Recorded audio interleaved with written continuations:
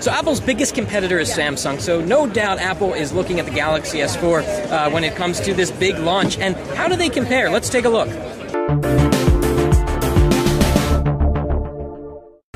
So we've got very different design philosophies here. We've got metal on the back on the iPhone and plastic on the back on the Galaxy S4. And the Galaxy S4 is thinner than it's ever been, but not enough to beat the iPhone. If we put them down on the table, the iPhone is like half a millimeter thinner.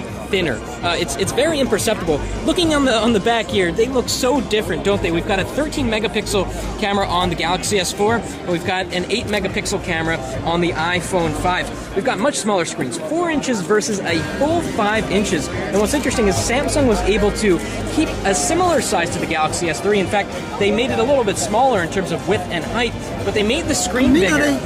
So just a really interesting look here. We're going to turn on both devices. We're at maximum screen brightness on both. We've got AMOLED screen technology here on the Galaxy S4, and of course LCD technology. So LCD gives you that crazy bright white, right? So we're going to go into the browser and try to get some whites on the screen. And as you can see, the whites, I don't know what page this is, the white is much whiter on the iPhone 5 compared to the Galaxy S4, just because that's the way that this is the way the pixel crumbles. That's the way the pixel crumbles. So, but if we take a look, if we put on the notification shade and we try to compare the black here of the black on the iPhone, the iPhone comes pretty close. It's a little bit more washed out on the iPhone because it's not AMOLED.